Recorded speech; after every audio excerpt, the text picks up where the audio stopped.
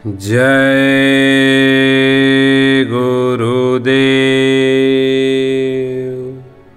एक बार परम पूज्य स्वामी जी महाराज ने सत्संग सुनाते हुए कहा, मानव जीवन का मकसद यही है जहाँ से उतरकर हम यहाँ मृत लोक में आए, उसी अपने भंडार का पता लगाना है। अगर हमने यह काम इस जीवन में नहीं किया तो हम पशु के समान हैं और हमारी इच्छाओं के अनुसार उचित योनि में हमारा पुनः जन्म होगा।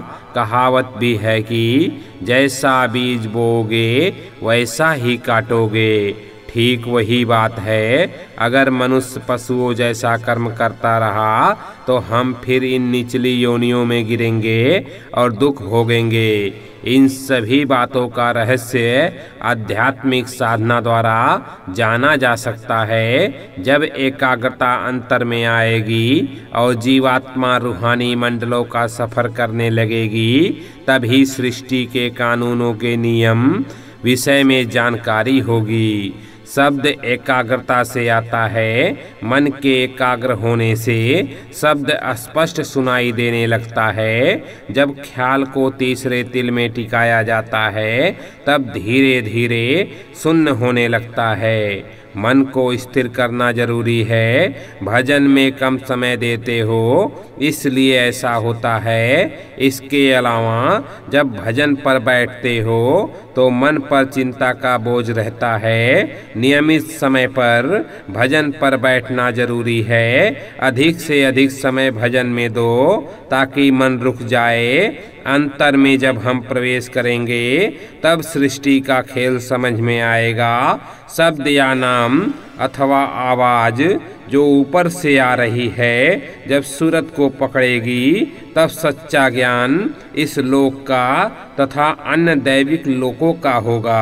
आत्मा को परमात्मा के साथ जोड़ने के लिए, उसका अनुभव प्राप्त करने के लिए हमें इस शरीर की प्रयोगशाला में ठीक उसी प्रकार प्रवेश करना पड़ता है जिस प्रकार विज्ञान की प्रयोगशाला में प्रयोग करने के लिए एक विद्यार्थी विज्ञान की प्रयोगशाला कक्ष में प्रवेश करता है। वह बाहर के दरवाजे बंद कर लेता है ताकि बाहरी शोरगुल अंदर न पहुँचे और उसका ध्यान बाहर न जाए। फिर वह अपने शिक्षक के साथ जैसा वो बताते हैं वैसा प्रयोग करता है। 2-3 बार के प्रयोग से उसे सफलता मिल जाती है।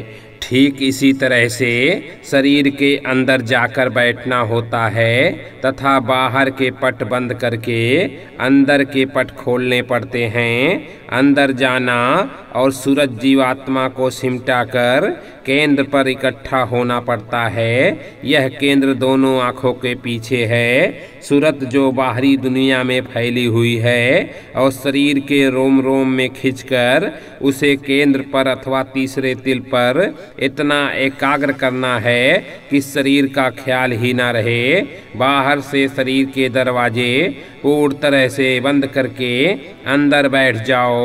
तुम अब शरीर नहीं हो बल्कि आत्मा हो। तुम्हारा गुरु भी शरीर नहीं। फिर गुरु की शिक्षा के अनुसार उस परिपूर्ण मालिक के साथ जुड़ने का अनुभव करो जो शब्द यानी नाम के रूप में उस मनुष्य हरि मंदिर के अंदर तुम्हारे साथ विराजमान है। जब उस मालिक की वाणी जो अमृत के रस से भरी हुई है उसे सुनोगे और साथ ही उसका दर्शन दीदार करोगे तब तुम्हें पूरा यकीन हो जाएगा और शरीर का रोम रोम पुलकायमान हो जाएगा। सब कुछ निश्चित था। जिसकी अंतर की आँख खुली है उसके लिए भाग को जानना कोई बड़ी बात नहीं। उसे इसी तरह मरना बदा था। यह उसके किसी पिछले जन्म के कर्म का परिणाम था।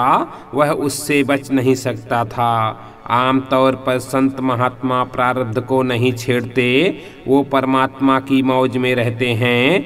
चूँकि उन्हें भूत भविष्य वर्तमान तीनों काल की जानकारी होती है।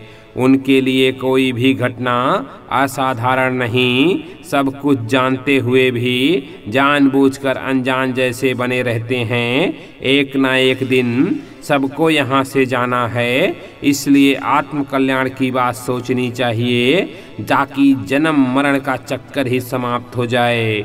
सतगुरु उसे कहते हैं जिसकी अंदरूनी आँख यानी दिव्य आँख खुली होती है। ऐसे सतगुरु सबको देखते रहते हैं, वे दुनिया की हर चीज़ को देखते रहते हैं और हर हालात को जानते हैं। कौन क्या करता है, कौन क्या सोचता है, यह सब उन्हें मालूम रहता है। संत सतगुरु उस मालिक के प्रतिनिधि हैं जो सबका सृजनहार है। सतपुरुष की मौत से संत इस जगत में आते हैं। संतों की शक्ति अपार है और वह सब प्रकार से समर्थ होते हैं। उनमें समुद्र के समान ताकत होती है और अपनी ताकत का इजहार कमजोर जीवों पर नहीं करते। संतों के इर्द गिर्द अनेकों काल के पहरे होते हैं, क्योंकि संत सतलोक से काल के देश में आते हैं। इसलिए काल भगवान अपनी शक्तियों का बतौर रक्षा के लिए लगा देते हैं। काल भगवान जीवों को बहकाते रहते हैं ताकि वे संत सद्गुरु के वचनों को स्वीकार न करें और उनके दायरे से बाहर न निकलने पावें।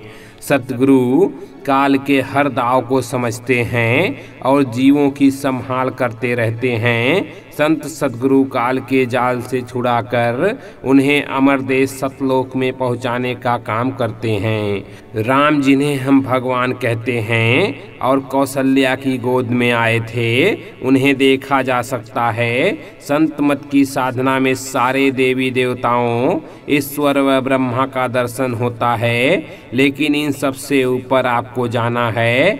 गुरु तो साधक को हर मंडल पर मिलता है, सब कुछ दिखाते हुए आगे चलता है।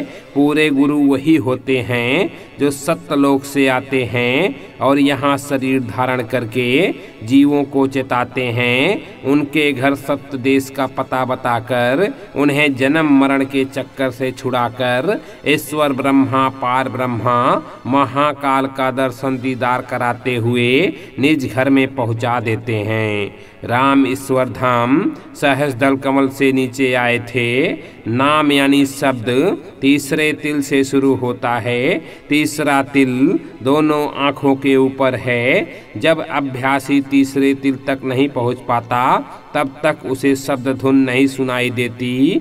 जब भी साधक का ध्यान तीसरे तिल में पहुँच जाता है, उसे शब्द यानी आवाज़ अवश्य सुनाई पड़ती है। शब्द कभी भी बंद नहीं होता। यह हमारा ध्यान है जो उस स्थान पर पहुँच नहीं पाता। इसको ऐसे समझ लो कि अगर कोई चीज़ हमारे मकान में छत पर पड़ी हुई है तो उसे पाने के लिए छत पर पहुंचना होगा। इसलिए जो रास्ता भजन करने का बताया गया है, उस विधि से अभ्यास करोगे तो शब्द सुनाई पड़ने लगेगा। जय गुरुदेव।